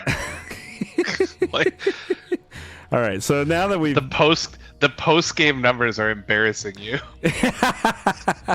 I'm not playing this game with Neil. I'm done. At the start of the next game, you get plus 20 health. Each time a creature damages you, deal 2 damage to it. Boring. At the end of each cycle, deal 1 damage to each enemy creature. All those things are kind of boring. Yeah, kind of boring. I like this one. Okay. Spiked. It's kind of an it's kind of an anti-combo with your gizmos every cycle. Yeah, it's true. So now we have an encounter inside Brix's Workshop. Brix's Workshop starts in play. Basic creatures. I don't remember what Brix's Workshop does. What's basic may never die. Each turn basic will heal its injured creatures for 2. When the magma field, take a casual stroll through a highly elemental environment. When the magma plays an elemental, all of your creatures take 1 damage. Ryan's voting for lava. Lava sounds like the hardest one. Yeah, unless I don't know what about Brix's right for Workshop Ryan. does. Like, I don't know what Brix's Workshop does. I have no idea. We look. I don't remember. This seems anti-synergistic with the modifier we just took, which is to deal 2 damage whenever a creature hits you. Then that creature gets healed if it didn't die. So... Well, yeah, but you just don't care if they have creatures or not, because you're just going to kill them with a 30/30 breakthrough. Sure. So Brix's Workshop is your creatures in this lane are also robots. If there are 5 or more counters on this, so when he plays 5 more robots, For creatures in that lane, it flips into when you play creature in this lane, you get +3/+3. Also does not seem very bad. What do y'all want? But What do y'all want me to do? It says a casual stroll. Casey Kidd is on the vote for Magma. so it will be nice in the magma, he says. Yeah. What do y'all want? I mean, Let's hear it. you can probably play Magma Field and it won't matter. Your deck doesn't have a lot of X2s in it, does it? Yes. Not ones that matter. Yeah, see? Goddess wants lava, Eli wants lava. YOLO, Ox otherwise is lava. All right, let's do the lava. If I die here, y'all You're not gonna ruin the die. run. You ruin the run. Just don't be bad. Like, just don't play into the. He Oh, can only it's he can only breaking. do 2 damage to all your guys every turn, probably. It's gonna break. Though I'll laugh if he has like master or something that makes a bunch of spell sprites. Oh, I'm sure he does. It's not a Nova, right? We know that he can't have the. We don't know like, what it is. Forgeborn ability that. The program crashed. I guess the lava was too good for you. The lava was so strong, it crashed the game. You should have played around it better. Should have. It's a roguelite, so dying is cool.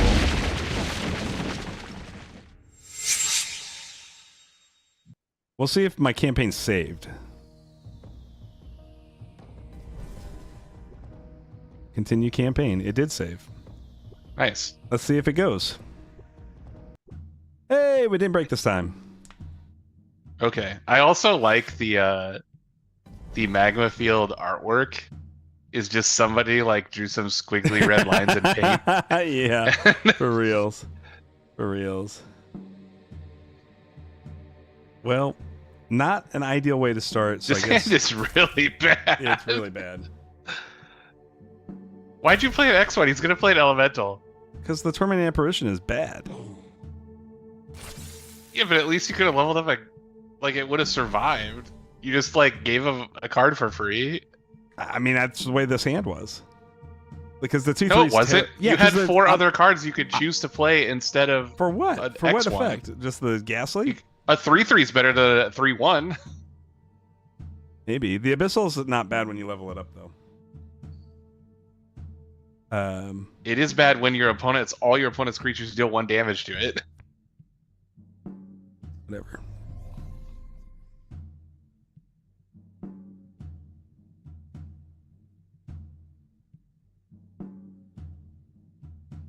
I like the ability to restart the game by going back to the What was menu. this? In the harder Feature. difficulties, I definitely reset encounters. Well, that's cheating. Why are you playing a roguelike?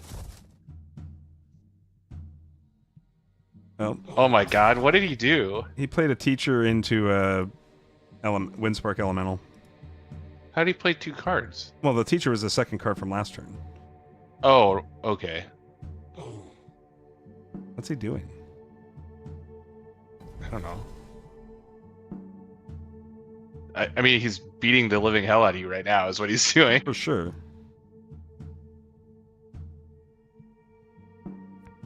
Just play your 6/7, it'll kill something. Yeah, but I'm going to go... I guess I can do that second card. I'll do that.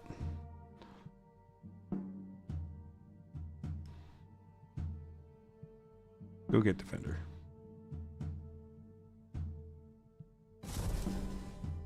You should have done it to the master.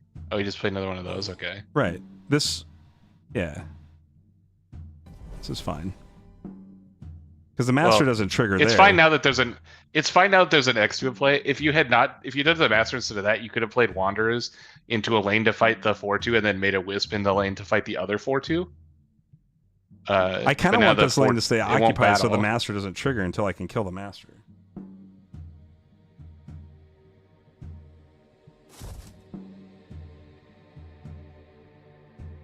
So, like, I can just play the Wisp over here.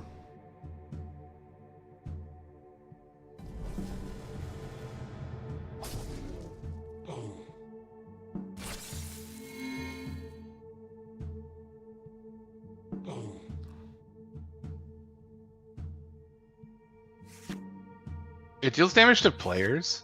No, this is my spike collar What is triggered. God just saying? Oh, okay. Right. How many spells do you have in your discard pile? None? Not one right now, I think. Oh. So Mantis is just Spirit actively Leash. bad. Yeah. I mean, I could go Necrovive into Mantis, and it's okay, but it's not, like, great. Well, you should play the Necrovive for sure. I don't think you should play the Mantis. But do I play it now, or wait until I see what he puts down? I would do it now, because his options will remain the same in the second card also. Sure. And you have one less creature in play then to get dinged by the 1 to everything. You should have made a 2/2 though, because he's gonna play a creature. Oh, you did. Okay. Yeah, I'm in that process. The lag in this Zoom call is real. Sorry. Does he literally only have elementals in his deck? Like he has Prob- no spells. It's just elementals. Probably. That seems about right. It's funny. Do you have some beasts to pump? Probably not. No.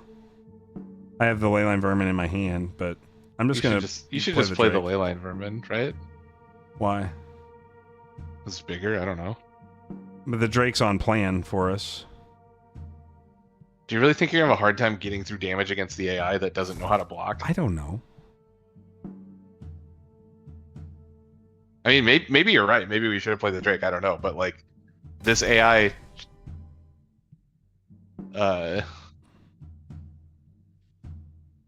what is that thing? A Sentinel? That card's probably really bad when you have no spells in your deck, right? Yeah, it's possibly bad.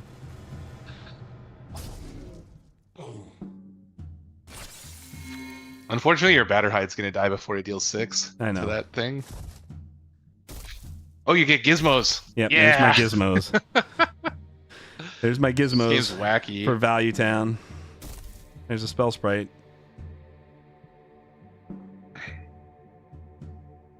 Yep. Bye bye to your Batterhide. Yeah, and my... Yeah, that's the only one, I guess, so it's okay. What did he do that made a spell sprite? Oh God. Yeah, he's crushing me. Told you. Yeah, but not because any of the plays I made. Okay. For real. Like I've only told you to play the creatures with the biggest toughness possible because this is what's gonna happen. Don't play that guy. I don't have a choice, dude. I gotta kill this spell sprite. Why? It's a 1/4. He has no spells in his deck. So what do you want me to play here? The Vermin? Something large. Okay.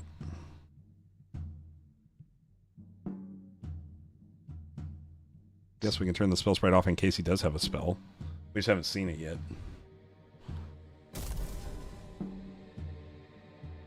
His... What is rolling? Is that For each spell. on your- mobility? Yeah. And when it moves into a lane, it deals 3. Yeah, okay.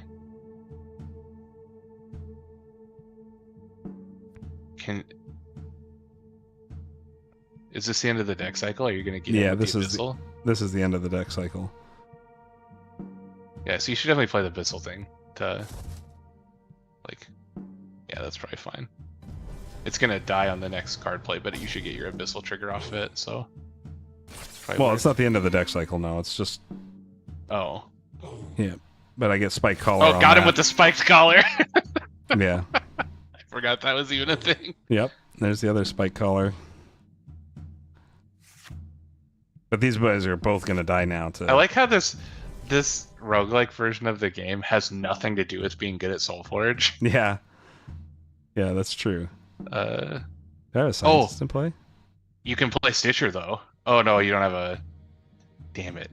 I don't have a minion to Stitcher's kill. a scientist, so, like, you could get the double thing, but that's not even good. How many spells do you have now? Upgrade a 1 card in your discard pile for each zombie you have in play. What do I got for discards? I can upgrade a Vine Lash. How many spells do you have in your banish pile, though? That's... Because then we'll... see if Forge Sale's good. We've got 2. 2. And you could play a... I could play a group meal another for 3. poopy one. Yeah, or Ghastly.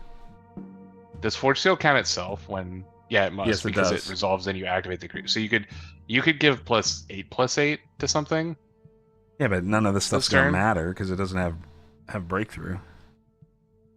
Maybe it's not gonna matter. What's he gonna do? He has no spells in his deck. He's just gonna put guys in front of it. It's just Because gonna you only like get one Force Seal for the whole game. You're done after that. Like, you don't want yeah, to but use Force Seal here. if you eat like 4 guys with it, you're just gonna win the game anyway. Maybe. I've lost games that way. They're against people. Yeah. This is a dumb AI. Like you should. I would make a 3/3 with one of your spells and then play Forge Seal. Because Shoutthorn Splicer and Stitcher don't really do anything. I guess like playing a Ghastly Renewal and then a Stitcher is fine. Because the Stitcher can get you back a 7/10 or whatever.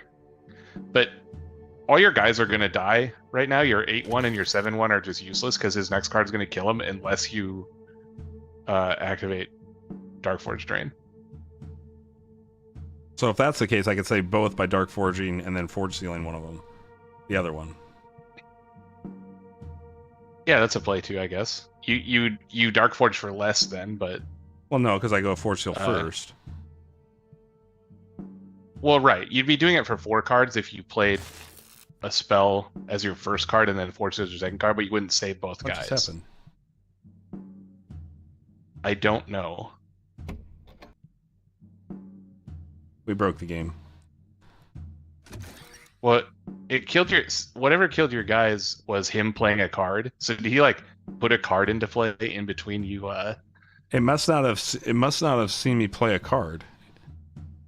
Somehow. It's your Forge, and you had 2 X1s in play. And what happened was he put a guy into play, and his like elementals deal 1 to everything triggered. But I don't know why he got to put I a did card click into undo. play. It didn't when- matter. Hey, I got sick of waiting and played. Maybe I timed out on the AI.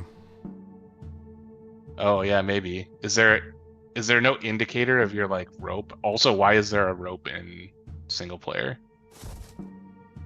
Don't know.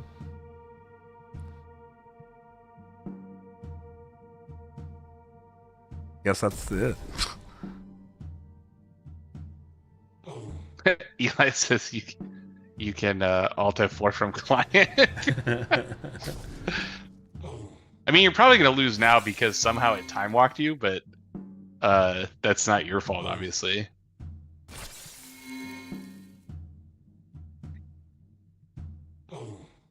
The funny part is you could still win, just because of Darkforge Drain. Like you're still at 32. You're gonna go, like probably to like 15 or something this turn, unless something weird happens.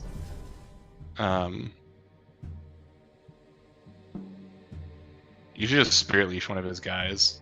I'm going to. Does it kill anything? Yeah. It doesn't kill anything, no. It kills an 11/6, doesn't it? No. Isn't that really good? Oh, yeah, that's really good. Well, the 'Cause question you is, don't do I play Wanderers? No. Why? You want to play your creature second because that gives him less card plays to deal 1 to everything. Yeah, but I can make a Like- 5/5 Wisp off of it. Well, it'll be a 5/4 then, probably. No, because you don't have to activate it. Yeah, I guess if that's the card you're going to play, you should play it first. Because again, we still haven't seen him play any spells. So yeah, I would just play Relentless Wanderers. That's probably right. Now, do I put it in front of something? I would not. I would make him try to kill it with a... You just have to make sure you don't let the one thing hit you that like deals damage. Yeah. Oh, you definitely shouldn't have made a Wisp though. You should have waited until your second action to make a Wisp. Yeah.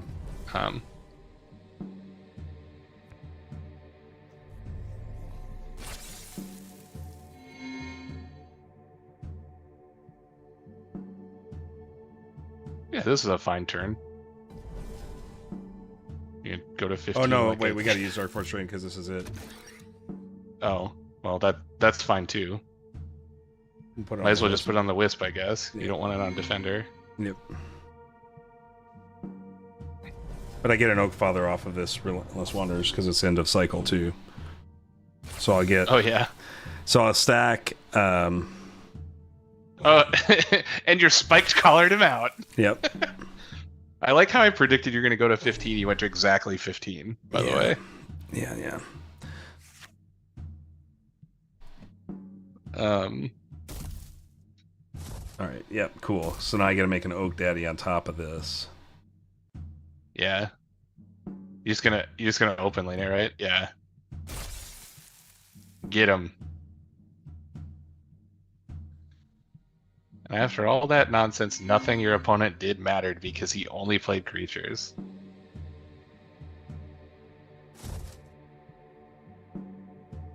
Spiked Color has been okay, Godges. It's been like a 6 damage removal spell this game that's spread out. Oh my god. What is that card? And we drew Mantis Forge Seal. Oh boy. Well, yeah, now you just... Well...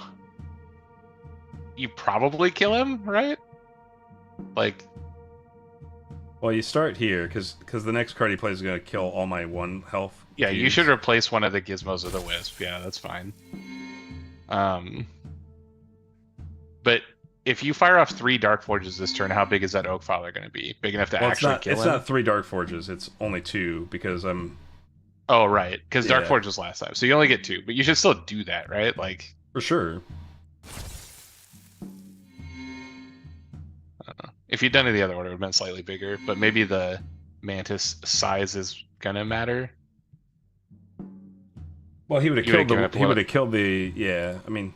You would have given up a small amount of gizmo value to, like, get a bigger pump. I don't know which is... It probably has no meaning on the end of the game.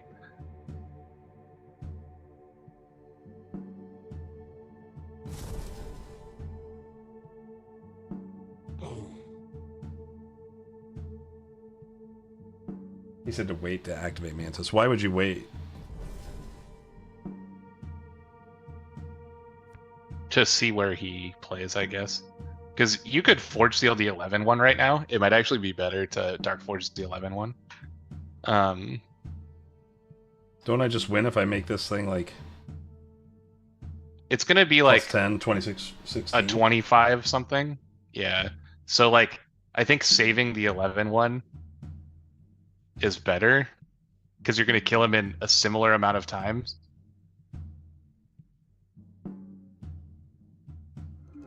Oh, right. Okay, Ryan. Yeah, Ryan had the tech.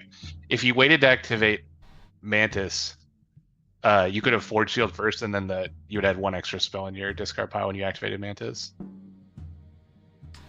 So you think saving the 11 one's more important than just going all in on this Oak Father? I think you're going to win the game either way. I would save the 11 one, because, like, what's he going to do now? Play something in that lane and just... It will die? Not kill your 19-9? He didn't even do that. Right.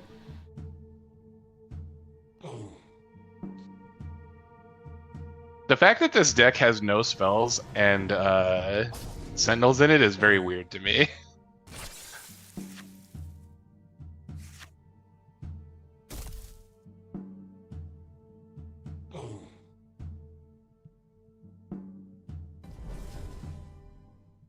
Well, we could stitch the Mantis back. What's your Oros ability? Right now, it's just Bark Skin. You should probably...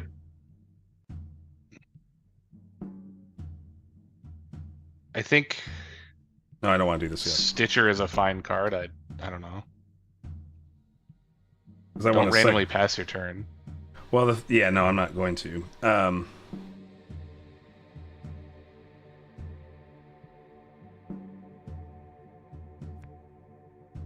I think it'd be hard for you to lose this game now, so you can do whatever you want. Give something -10, -10.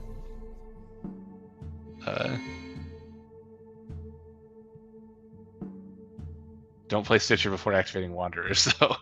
Yeah.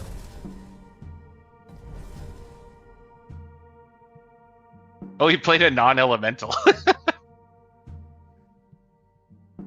This dude didn't do a good job of his of building his deck to make his deck good.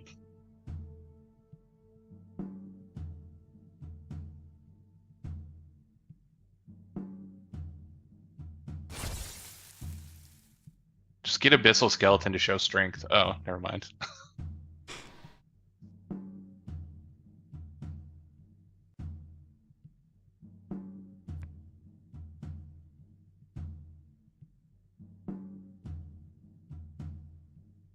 What the hell's happening right now? It's running abilities. Oh. Oh, your Stitcher upgraded something. That's what happened. Yep.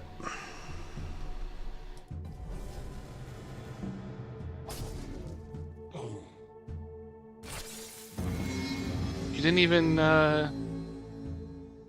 armor or whatever the hell. No, I didn't need to. 199 damage, Neil. You're welcome. Okay. At the start of the game, swap out your 4 Forgeborn powers with create and play a 3 Croagus. Your 2 creatures have aggressive. That's definitely the one you want, right? Right, because of the Oak Daddies, right? Because Yeah. it makes Oak Fathers aggressive. Yeah. Seems pretty good. Also, your deck would never go to cycle 4 to make a Croagus anyway. When a player's creatures move or are moved, they lose 2 health. The rallying captain's warriors get +1/+1 at the start of each turn. All creatures have defender on the turn they come into play. An aggressive can't supersede defender, right? The hard counter to your new ability.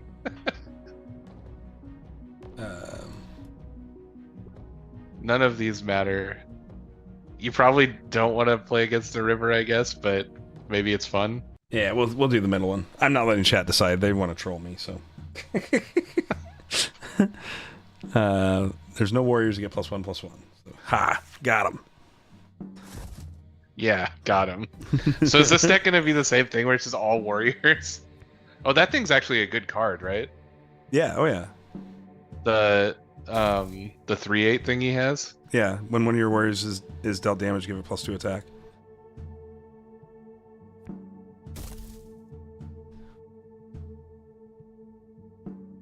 So you put a wisp in front of it? I got a plan. Just leave me alone. Leave me be.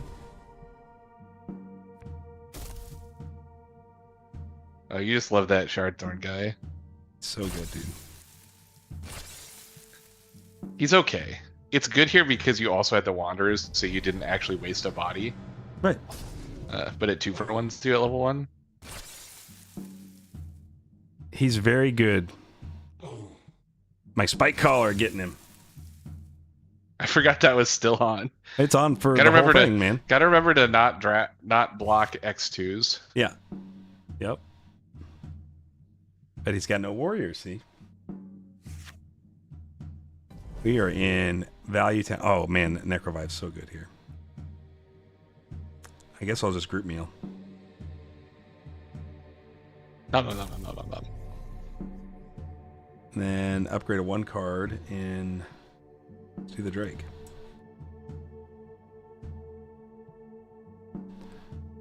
Done. Big 4/8 out there. But it does nothing because let's just go ahead and Necrovive you. The guy that gives all his guys +1/+1 is probably very soft to removal. Yeah, you think? Like, all right, he's got a 3/3.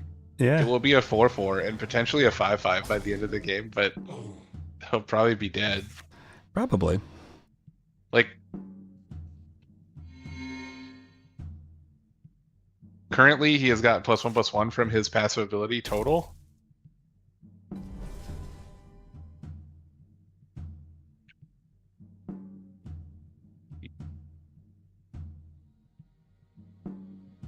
You're just gonna play Vine Life Summoning Council? Thinking about it. That's what I would do. Vine Lash that poopy 3/8, and This is like pistol whipping a blind kid. Mike. That's awesome, dude.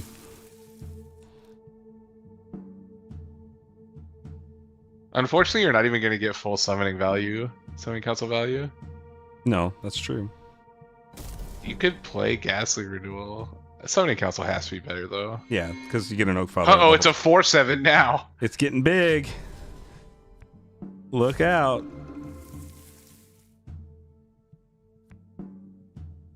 Well, I'm off Forge. I don't want to do that, right?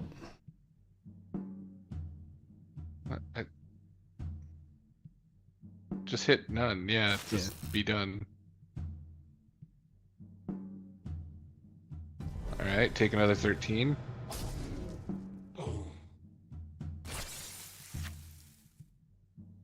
Wanderer's still alive. Oh, I only get one gizmo. What a jip. You're just spewing value. Hey man, he's getting these warriors big. So his passive has now given a total of +3/+3. You can't Necrovivo, unfortunately. Well, I mean, you could, but it's just not the good version. I suppose you should still do it. Well, because we have Dark Forge Drain online now. Oh, you have the Forge Seal lead the charge combo. I do. That's something you should do. Because you can do it on the Oak Father too, and the lead the charge will give the Oak Father health.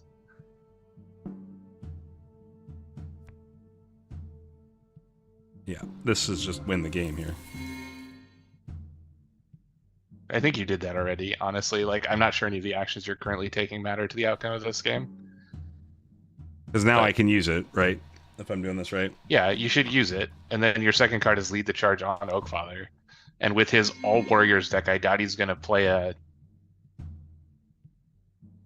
I can't even think of a blue card that would kill it. I guess maybe as a stabilizing warrior of some kind, that would be bad for you. I'm going to guess not. I'm going to guess this is going to be a big Oak Father.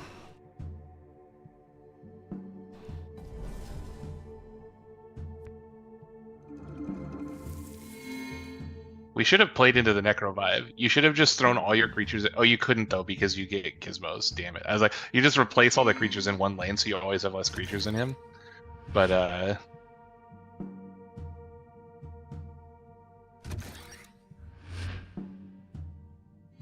42/42 Oak Father. Here we go. Now to be a man, replace it with a Wisp from the Wanderers. Screw you. That's what a man would do. Yeah, nah. Make it hard to win. We gotta wrap up this. We got a couple of minutes left, and then we gotta wrap up. Alright, well, when you win this game, we can call it. Which is right now. Bow. That was a little bit easy.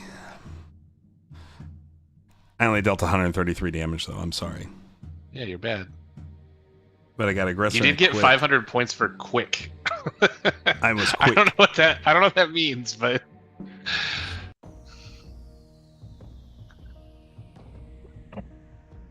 Your level 1 creatures have breakthrough. That seems really good. That's a weird one. When you play a mage, deal 2 damage to an enemy creature or player. I don't have a lot of mages, so... The only one that matters is that one for you, I think. Your level 1 creatures get breakthrough. We barely got there, Mike. Oh, look at Quake Man over here. He's dope. Raw Quake Man. God. I hope they don't change... Equal to the current cycle. Wow.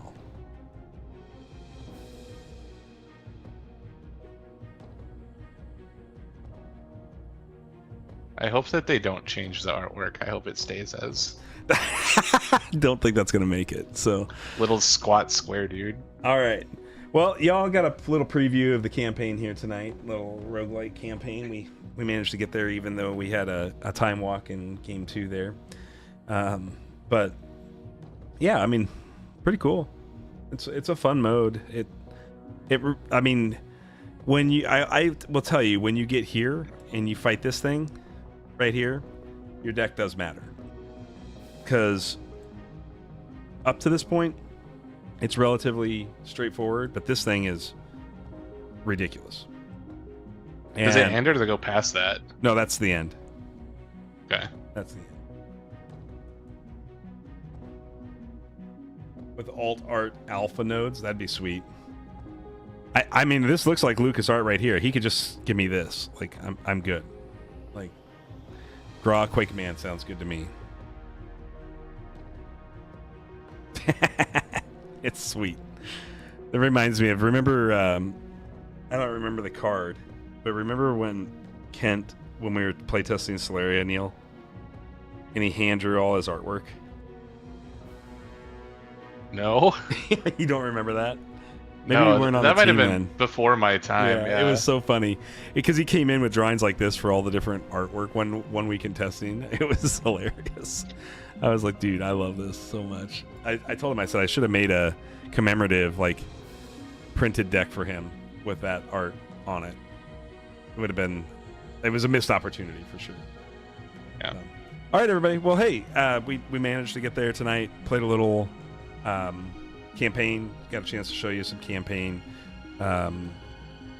it's a fun mode. It really is a fun mode. It obviously needs polishing, and we're still very much in the alpha stages of development. So don't judge a book by its cover. But I'm happy that they are getting closer and closer to getting this out. And I bet Drix is busted in this. Oh, mode. dude, my Drix deck is so much fun in this.